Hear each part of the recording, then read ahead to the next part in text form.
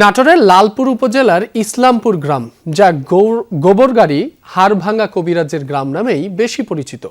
এই গ্রামের এক একটি বাড়ি যেন হয়ে উঠেছে এক একটি হাসপাতাল। দেশের নামিদামি স্থানে চিকিৎসা না নিয়ে হাড়ভাঙ্গা রোগীরা চিকিৎসা নিচ্ছেন এখানে। প্রশাসনের নাকের ডগায় অনুমোদনহীন শতাধিক চিকিৎসা কেন্দ্র কি করে দিনের পর দিন চলছে তা নিয়ে উঠেছে প্রশ্ন। রেইনবো অ্যাক্রোপ্লাস্টে অ্যাক্রিলিক এমালশন থাকায় মুছে ফেলা যায় যে কোনো দাগ সহজেই। Rainbow Paints. পায়ের হাড়ভাঙ্গা রোগীর এক্স-রে রিপোর্ট দেখে চিকিৎসা শুরু করেছেন কবিরাজ আব্দুল মান্নান। প্রথমে তেল মালিশ, তারপর পায়ে গাছ বেঁধে দেওয়া হয় পাতা থেরাপি। শুধু আব্দুল মান্নানই নন, এই পদ্ধতিতে সকল ধরনের জটিল কঠিন হাড়ভাঙ্গা রোগীর চিকিৎসা করেন একই গ্রামের শতাধিক ব্যক্তি। গ্রামের প্রবীণরা জানান, ৮০ দশকে বিনা পয়সায় কবিরাজি শুরু করেন গ্রামের আবুল হোসেন। তার মৃত্যুর পর ধীরে ধীরে গ্রামটির ভ্যান চালক দিনমজুরও নিজ বাড়িতে হাসপাতাল খুলে কবিরাজ বনে যান। মান্নান কিন্তু আবুলের বাড়িতে কাজ করতেছিল এক সময়, দীর্ঘদিন কাজ করেছে।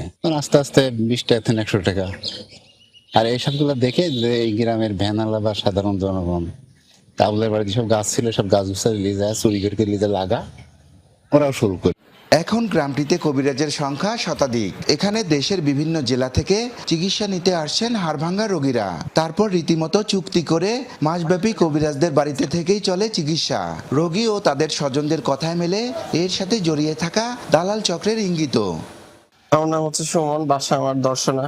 আমার ঢাকাতে অ্যাক্সিডেন্ট হয়েছে মোটরসাইকেলে। আমরা এখানে নিয়ে আসি ১ মাসের কন্ট্রাক্টে ১৮,০০০ টাকা কন্ট্রাক্ট। আমরা এখানে আমাদের বাড়ির কাছে লোক আছিল, তারা হাত পা ভাঙেছিল, এখানে এসে সারেছিল, তাই আমরা এখানে এসেছি। এই টাকাটা যদি ডাক্তারের সাথে চিকিৎসা হতো, আল্লাহর মধ্যে আমি একটা ভালো হতো। কবিরাজদের কথায় মেলে বিস্ময়কর আরও তথ্য। তাদের মধ্যে অনেকে হাড় ভেঙে গুঁড়ো হওয়া রোগীকে নিমিষেই সুস্থ করে দেন। আবার কেউ কেউ ঝাড়ফুঁক, তেল মালিশ আর পাতা দিয়ে ভাঙা হাড় জোড়া লাগান। কেউ বা হাড়ভাঙ্গা চিকিৎসার কাজে ব্যবহৃত গাছ না চিনেই কবিরাজ বনে গেছেন। ২০০৪ সাল থেকে আমি কর্মজীবী, এই কর্মে লিপ্ত। ভাঙা যেখানকার ভাঙাই হোক, ভাঙা আমি জোড়া দিই।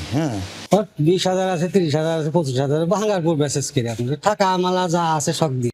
পাতার নাম আমার জানা নাই, তবে আমাদের পূর্বপুরুষ থেকে এটা চলে আসতেছে। চিকিৎসকরা বলছেন, কবিরাজি পদ্ধতিতে হাড় জোড়া লাগানোতে কিছু ঝুঁকি রয়েছে। অনেক ক্ষেত্রে গ্যাংগ্রিন হয়ে যায়, পরে হাত পা কেটে ফেলতে হয়। অনেক সময় ভুল ব্যান্ডেজের কারণে হাত বা পা কার্যকারিতা হারায়। তারা তো আসলে চিকিৎসার জন্য কোনোভাবে সনদপ্রাপ্ত না, তারা চিকিৎসার এই প্রসিডিউরও জানেন না। তাদের এই অপচিকিৎসার ফলে যেসব ঘটনা ঘটবে, প্রথমত হচ্ছে পঙ্গুত্ব বরণ করবে, স্থায়ীভাবে তারা হচ্ছে কর্মক্ষমতা হারাবে। এসব অপচিকিৎসার বিষয়ে লিখিত অভিযোগ পেলে আইনগত ব্যবস্থা নেওয়ার আশ্বাস পুলিশ সুপারের। যদি কোনো সংক্ষুব্ধ ব্যক্তি বা ক্ষতিগ্রস্ত ব্যক্তি আমাদের কাছে অভিযোগ করে, এইটা আমি যতক্ষণ আছি নাটোরে, অবশ্যই সেটার আইনগত ব্যবস্থা গ্রহণ করা হবে। ২০২১ সালে গ্রামটিতে সমন্বিত অভিযান চালিয়েছিল সিভিল সার্জন অফিস, জেলা প্রশাসন ও পুলিশ প্রশাসনের কর্মকর্তারা। এর কিছুদিন অপচিকিৎসা বন্ধ থাকলেও সঠিক নজরদারির অভাবে আবার সেই অপতৎপরতা পুরোদমে শুরু হয়। নাজমুল হাসান, যমুনা নিউজ, নাটোর।